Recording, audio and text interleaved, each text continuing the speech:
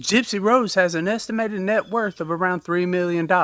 Peacock is paying Rex Heuermann's ex-wife $1 million for her help in their up-and-coming documentary. Scott Peterson is giving his first interview in 20 years, and Lord knows what he's going to get for that. And you have people like JD DeLay and Jumpsuitpablo on social media making real good money with a checker past. But what about these victims? Where's their restitution? What about Son of Sam laws? Well, welcome to the point. Let's get to it. Copyright disclaimer under Section 107 of the Copyright Act 1976. Allowance is made for fair use for purposes such as criticism, comment, news reporting, scholarship, and research. Fair use is a use permitted by copyright statute that might otherwise be infringing. Nonprofit, educational, or personal use tips the balance in favor of fair use.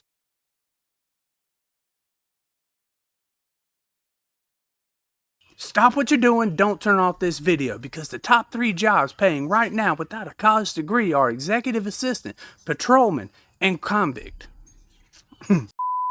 Stop what you're doing and do not click off this video, because the top 3 jobs earning money right now without a college degree are executive assistant, patrolman, and convict.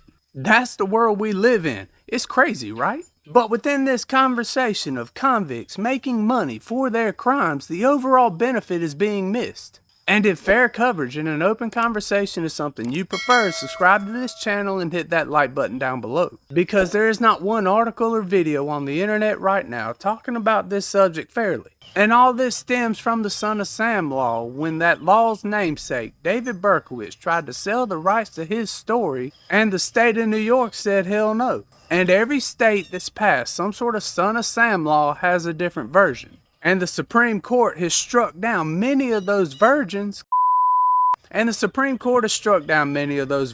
Calling them unconstitutional because they're trying to limit somebody's freedom of speech. And when America's most hated mom, Susan Smith, gets out of jail, she's going to tell Gypsy Rose to hold her beer. Because media powerhouse Oprah has been after that story for decades. So what's right about this, what's wrong about this, and what is everybody missing? And you let me know down below how you would feel if somebody passed away, your son, daughter, husband, or spouse, and they didn't get a life sentence or the DP and they were making millions of dollars. What would you do and how would you feel? Because it's a touchy subject. On the surface of it, it would make perfect sense for anybody in that situation to be upset or feel upset. But let's talk about these guys on social media first. Now, I only follow a few, and if you know them more, let me know down in the comments below. But people like JD DeLay and Jumpsuitpablo are going about this thing the right way, in my own opinion.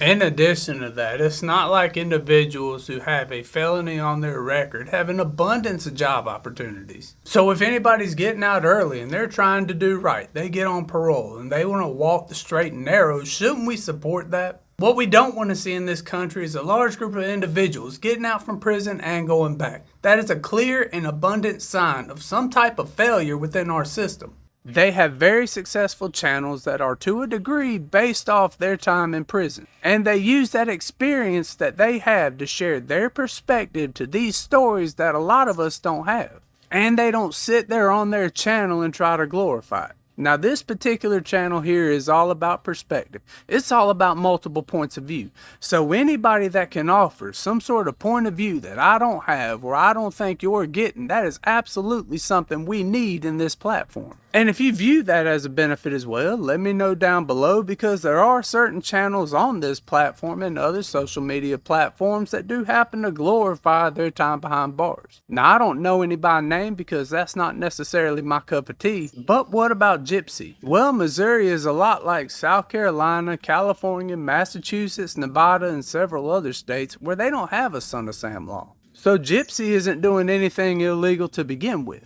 And I'll be honest with you, in a lot of ways she's became the female Jake Paul, because she's got a whole lot of support and a whole lot of hate all at the same time. Now obviously her supporters believe she's a victim. She served her time. Let her tell her story, because what she went through was traumatic. And you can let me know if you've heard this, but her opposition is saying that she hasn't served her time because she's on parole. What she did wasn't right, and this isn't right either. She passed somebody away, and regardless of the circumstances, this isn't the type of person we need to have on social media talking to our kids. We don't need to glorify stuff like this, and she shouldn't be on a pedestal. I've even heard individuals compare her situation to O.J. Simpson's. They'll say it's not fair that she gets to keep all this money while O.J. had to turn his book rights over to the families of Ron and Nicole. And in my own unprofessional opinion, enough is enough with that. I can't see anywhere where Gypsy Rose was ordered to pay restitution. Now, if you know where that was at, you can let me know down in the comments below, but I know for sure O.J. Simpson was ordered to pay restitution. And I also know he did everything he could to not pay it. So really, those two comparisons are apples and oranges. Now, if Gypsy was ordered to pay restitution, for example, then she should. And if she doesn't, that family should sue her for restitution plus the additional court costs. And if they're feeling spicy, they can add any type of damages that have incurred by her not paying that restitution. But this channel is all about me trying to be honest with y'all. And I don't see Gypsy glorifying her crimes. I see her simply trying to tell her side of the story. I see her trying to give her perspective. And I got a caveat to some of this, so don't come after me yet. And the book, If I Did This, was absolutely 100% glorifying those crimes. But Gypsy doesn't always pass the smell test in my own opinion. And you can tell me if you've seen this, but some of her videos and some of her posts should be rated PG-13 for BS. So she should tell her story. She should be able to give her point of view.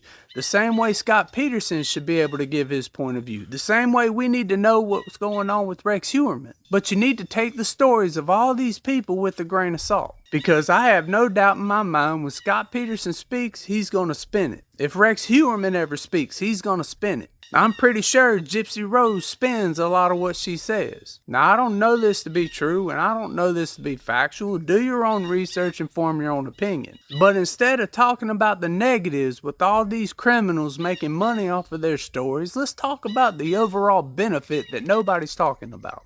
Obviously, on this channel, we back the First Amendment and everybody's right to speak freely. But of course, it's wrong to glorify criminal behavior. Of course, it's wrong to talk about what somebody did in a positive light. And when we all see that as the situation, we need to call that out and put a stop to it to the best of our ability. But we don't do that by censoring those people. We do that by not giving these individuals attention. We do that by not watching these interviews, or you do that by not watching that movie. I am not now and never have been a fan of cancel culture. And I have no intentions of starting. So those people have the right to speak. And if somebody wants to pay them to tell their story, then that's fine. It's not coming out of my wallet and it's not coming out of yours. But you do have the right to ignore it. Now, the solution to all this overall is pretty simple. If somebody's owed restitution, you sue them for damages and they are ordered by the court to pay it. But it's also obvious to me that these individuals who commit these horrific crimes that gather all of our attention have something going on upstairs that just isn't quite right.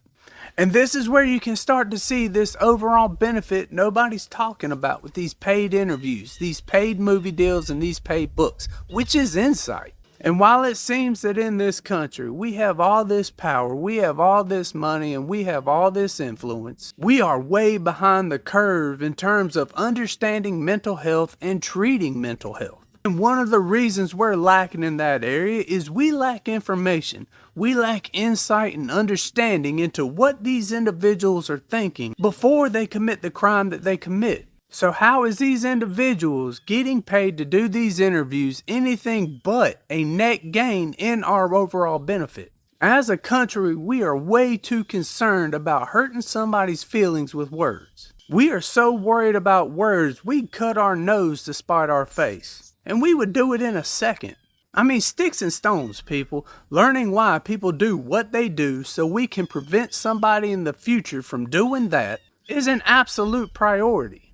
And the logical pathway forward isn't that hard either, and it's a shame nobody's even offering a solution. Every state should have laws in place to ensure that the victims of these crimes who are owed restitution get that restitution as soon as it's available. And we should close the loopholes in those laws that allow convicts just to wait a little bit of time before they're able to sell their story without paying restitution. Simply saying they shouldn't speak because they owe restitution is not the answer. We should encourage every single one of these individuals to speak. We should encourage them to take their paid interviews. The overall general public gets their information. The experts that analyze the psychology behind what goes on in these people's minds get their information. Those people get paid, and in turn, the victims' families can get their restitution. What is the problem here, and why is nobody seeing it? Now, if you don't think that's a viable solution, that's fine. This is an open discussion channel at the end of the day, and you can let me know your solution down below. But we shouldn't censor anyone's right to speak. I mean, give these guys the shovel. If they want to dig themselves out of their hole or dig themselves deeper, that's their choice. Either way, we're getting the information we need. We won't know what we don't know until we listen to what is said. Y'all be safe now.